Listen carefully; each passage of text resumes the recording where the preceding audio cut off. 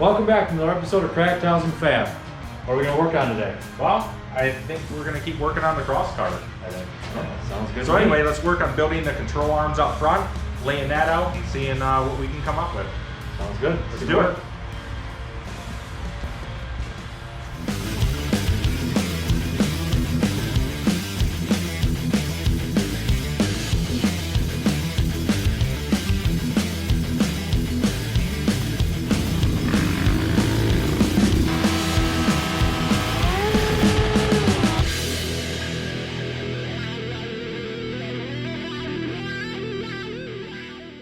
Alright guys, before we get started working on the CROSSKART, we wanted to give a quick shout out to you guys. You guys freaking killed it. Oh, absolutely. I'm looking on the YouTube app here, and we made our goal. We're at like almost 5,300 subscribers. So, I mean, you guys really knocked it out of the park, and we're at 7,500 views on the video from last week. So, thank you guys. Yeah, awesome. That's probably the best performing video we've had to date. Oh, I would think. Yeah, so thanks a lot, guys. I mean, you freaking liked our video, you left us comments, you shared. I mean, our Instagram and Facebook did really well this past week. Very well. Man, thanks a lot, guys. Obviously, we do the best we can to give you guys the best footage and videos that we can. And yeah, we're excited, guys, and good things are coming. And we obviously can't do this stuff if you guys don't watch. So thanks a lot. Yeah, thank you, guys. All right, guys, so our preliminary plan for the front end, these are the front hubs and the steering and everything, or the axle and all that, off of the Forester. So we're using more parts from this guy. This is an electric power steering. This is the rack and pinion portion of it, out of a Prius, right? I think that's what it was out of. Yeah, Toyota Prius, yeah. The steering column part has the electric motor and everything in it. But yeah, so this is kind of our idea. We're gonna do something similar to what we did on the back. So Kurt's got all the parts to all of that here by his feet. Oh yeah. You got them all the tabs, bolts, heim joints, you know, for both sides. So first off, we're gonna have to get the kind of the frame where the arms are going to mount to. So that's kind of the first order of business.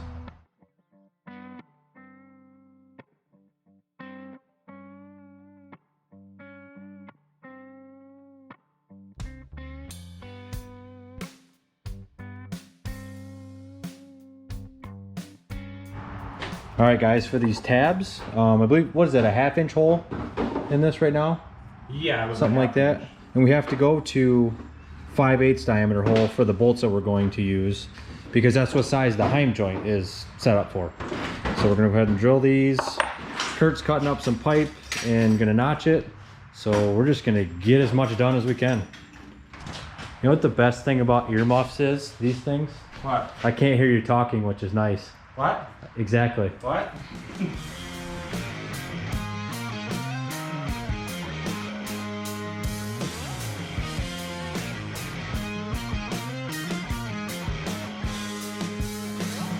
And there's nothing else that we're good at least we're good at making a ton of noise. It's true. This stuff is noisy. Between this, that, the bandsaw, the bench grinder. Got a lot going on. Yeah. It's kind of like a band of crazy garage noises. Yeah, I agree. Yeah. That'd be cool to make us music. Hey, that means we're getting noise. somewhere if we're doing stuff. That's right. Or we're creating a lot of waste material. But Well, we're doing that too, but it's all part of building something, right? I know. It's gonna be really good. Ooh, and I cut it right. Well, I don't know about that. Okay. Close enough.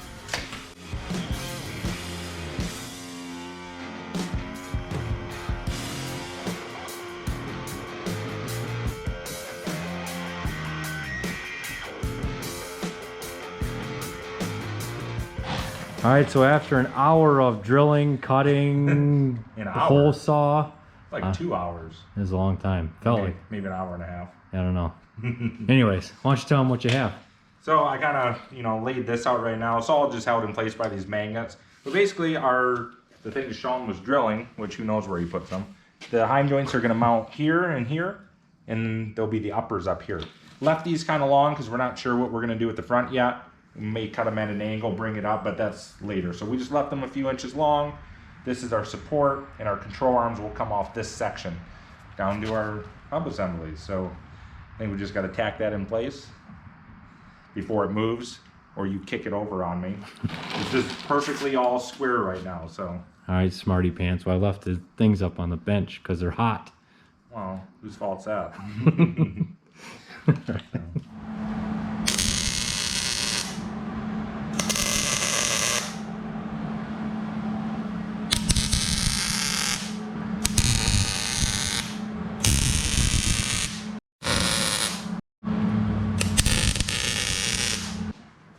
All right, see how you did. You think the weld is dried yet?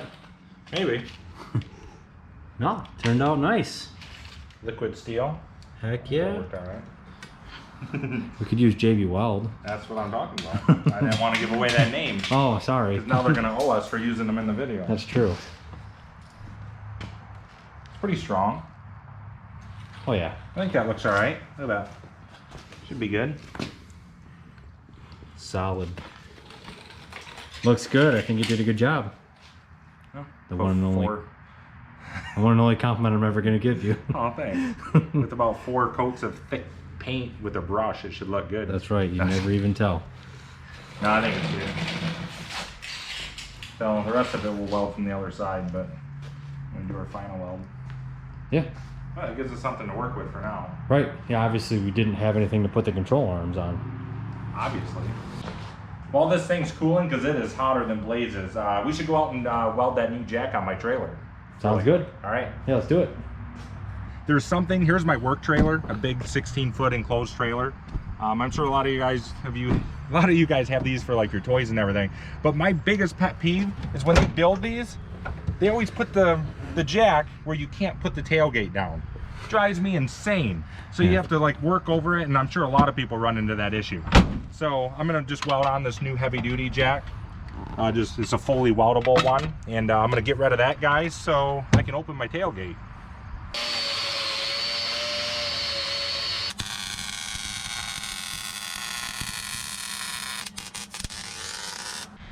All right, guys, I got this one welded on. Threw some spray paint on there while it was hot, so it's like a baked down finish. But yeah, I just have to pull this guy off, but I'll do that later, and it's perfect. Now my tailgate will clear. And looks good.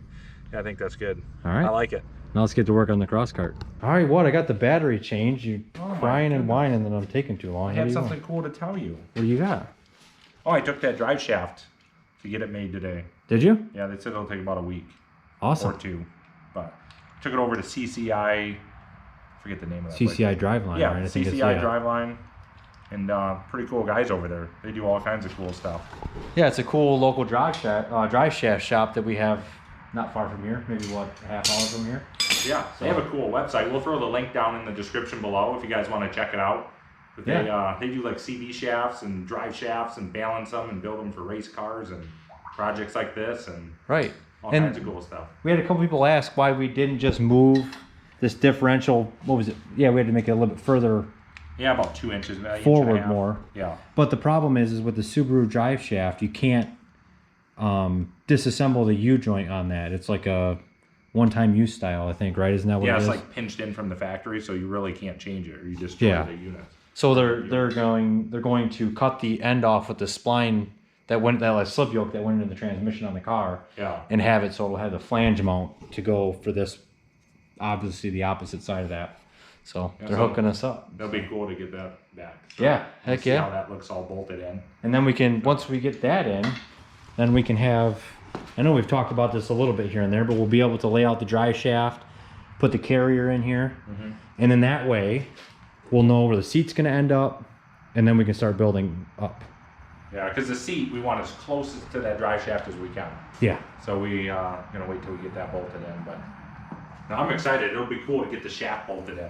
Like, yeah, it's gonna be fun. You said they were pretty cool guys over there, huh? Oh yeah, very cool. Awesome. It's like a family-ran shop, and they got a lot of cool stuff. Cool. Well, we'll tell you guys more about that later once we get the drive shaft back. So as we're laying out the control arm locations, we stuck the rack and pinion in here. As you can see, it's super tight. This whole front end is going to be tight because we're going to have the power steering unit, we have the differential, we're going to have the CV shafts. So we kind of have that in there. This front end is going to be very compact. But remember on Not So Simplicity when we put the rack and pinion in, And then we put it upside down, so Yeah. left turned right and right turned left. We did all that work, welded everything in, and we sat on it, and we turned the wheel, and we just laughed because the wheels turned the wrong way. Oh, I mean, if you haven't watched those videos, you should go back and check it out because we were all excited, sat down, and realized it was the wrong direction. that was pretty funny. Yeah, We got it fixed eventually. Yeah, I mean, we made all the brackets, we made it nice, and then, yeah.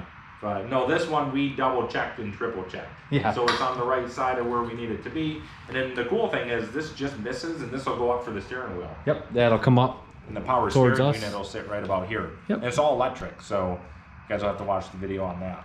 Yeah. But that'll be cool with the four-wheel drive, because this thing would be tough to steer without power steering. Yeah, I think, yeah, torque all the steer, this thing forking. would be all Yeah. over the place, yeah. So that just fits in there, and then we'll just work our arms around it. Yep, so then, yeah. Go in there.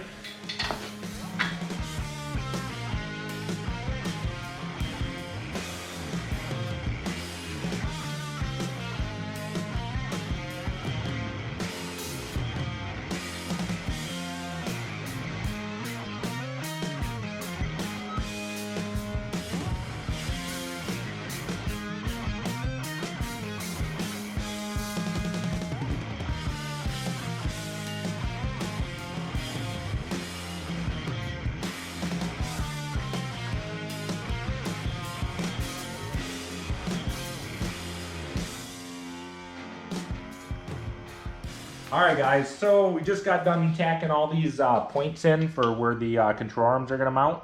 All 8 of them, got all those set in. As you can see, we kind of threw the shocks on there, and these are off a YZ450 rear, so they're fully adjustable. And that was actually off the bike we got Not So Simplicity engine from. And we found one more on eBay pretty cheap, so that'll be perfect for up front. We got our rack and pinion steering kind of set in place. It fits in there tight, but we knew everything was gonna be tight up here. Kind of have all the, suspension where it's gonna be. Hopefully in the next couple videos we'll build the control arms and lay all that out, but the overall look, I think it's looking good, Sean. Yeah, it's getting there. Yeah, the cool thing, the shocks are preload, compression, and rebound, all adjustable. So it's pretty cool. So we're gonna have some adjustability. Do a little bit of a walk around here for you guys. Just kind of, you can see how things are coming together. Back, obviously you guys would have seen this. If you haven't seen it, go back and watch our previous videos on mounting the motor and building the rear suspension. Yeah, this all turned out really cool. I picked up another part for the Tacoma. This is the front differential and trans mount cross member. You'll see that soon. Yeah, that's gonna be a cool conversion. So we're working on that. Yeah, so here's a little bit of a walk around, guys, and you kind of can start seeing how things are going to come together. And once we get that drive shaft from CCI, we're gonna get that put in, connecting the 2 diffs, and then we can start building up from there. Heck yeah. Then we can start building our side rails and kind of lay out, because we want the front end to come in as tight as possible. Yep. These are just long for now, but we're gonna keep it super tight, just because I think it's gonna look sweet. Yeah, it'll look a lot better that way. So right now we're just leaving them kind of long, but and then the power steering, that's gonna be pretty cool to set up. Yes, That's definitely. gonna be pretty slick.